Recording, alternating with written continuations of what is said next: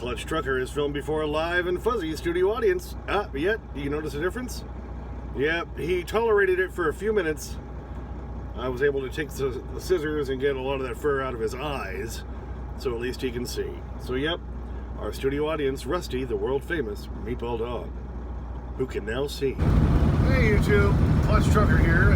Thanks for tuning in to another edition of the Clutch Trucker channel. I know, very sunny, a lot of sun coming in from the window there. Just north of Oklahoma City here, coming into the main Oklahoma City area.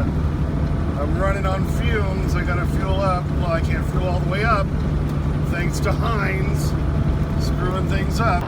They need to load the trailer properly. I've got the dash cam going here too. And if you look to the right, this is Frontier City Amusement Park. I remember being on this roller coaster right up here to the right.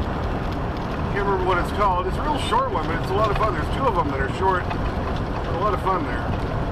Small little amusement park. At one point they owned Elitch's in Denver. I don't know if they still do. But anyway, there's a little amusement park we just rolled on by. So yeah, Heinz, when they loaded me Saturday, the load is only supposed to be 38,000 pounds. Of course, they didn't count the pallets in that, so it was over 40. And they loaded it all forward in the trailer. I had the trailer tandem slid all the way forward, and I was still overweight on the drives. 2.25 miles. Keep left to I-35 south. Thank you, Carmen. So, I slid my fifth wheel forward about as far as I could. Still over just a little bit. And so I already had to stop and fuel up once in Cameron, Missouri, not fuel up. I put on a big 55 gallons, and I'm going to be able to put on 90 here at the Petro in Oklahoma City. Otherwise, I am overweight on the drives. It's kind of annoying.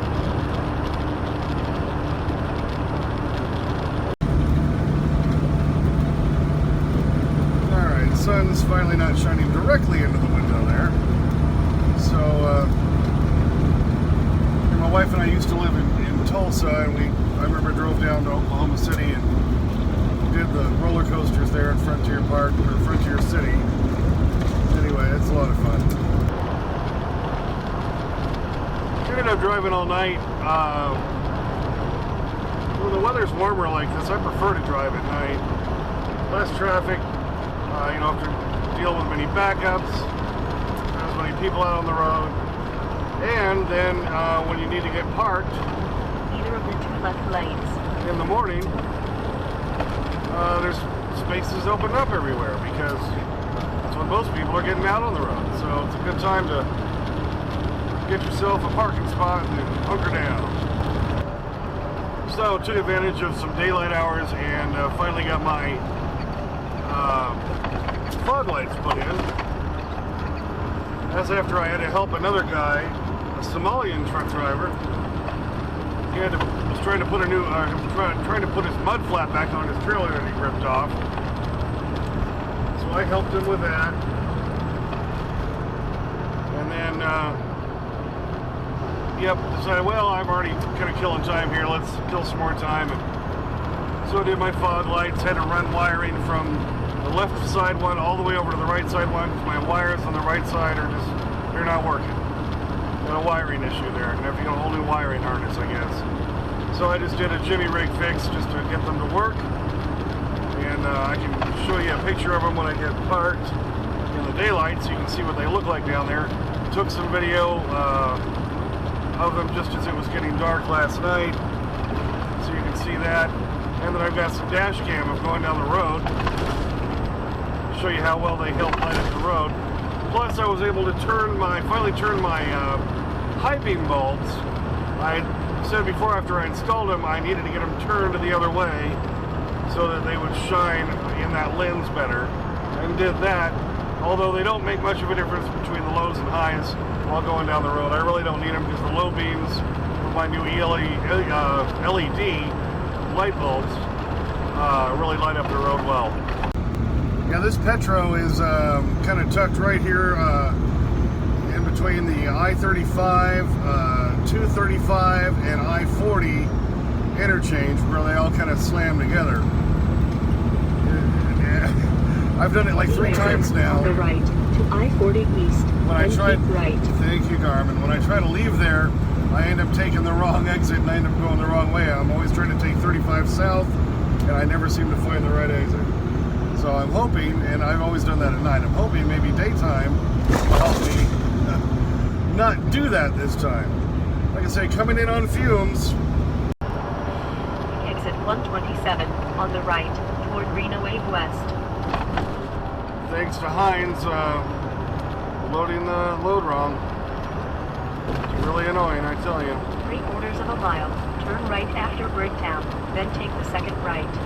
Turn right after breakdown. Which sounded like she said.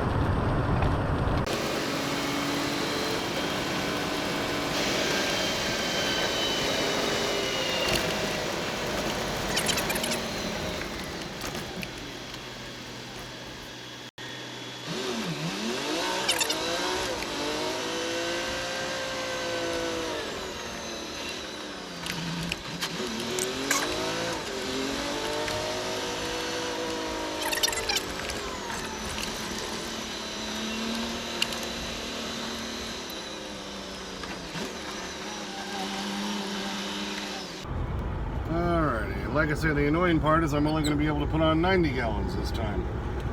And that'll get me down to where I'm going, and after I deliver, hopefully I can fuel up.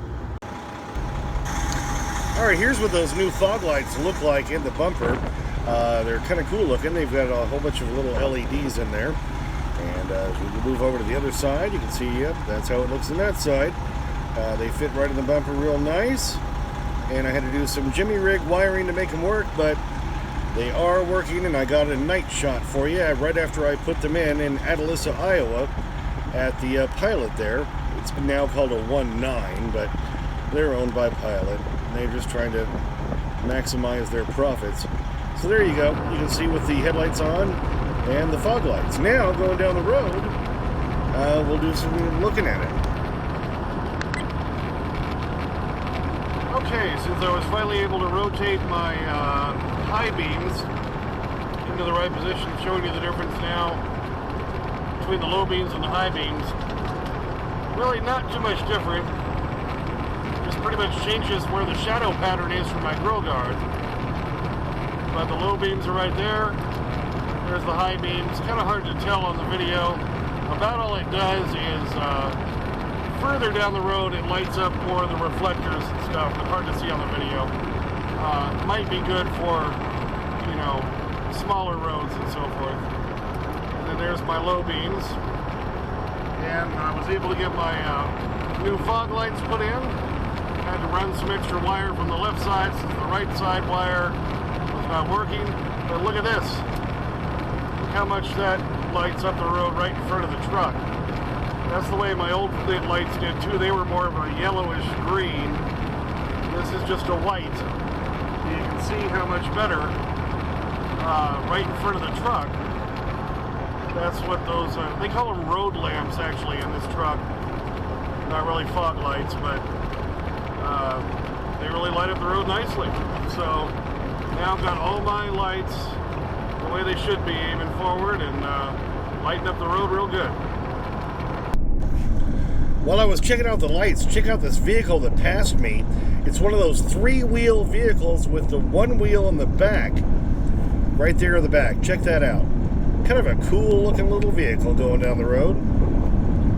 A fairly quick video. Just wanted to show you I actually got around to the fog lights now. So at least over the last few days I got a lot of other work done around the truck, like the inverter, the power block, got the fog lights in, was able to fix those high beam headlights so that they worked better by rotating those. So got a few things done, believe it or not.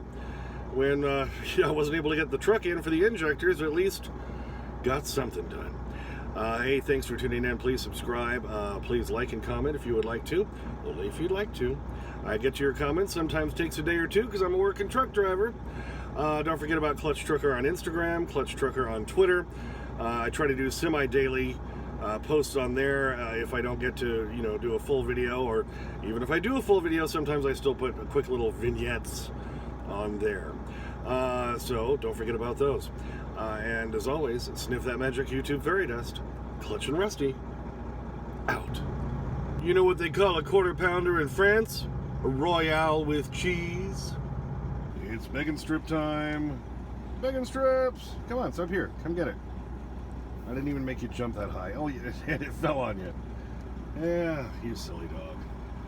He tolerated me cutting his fur.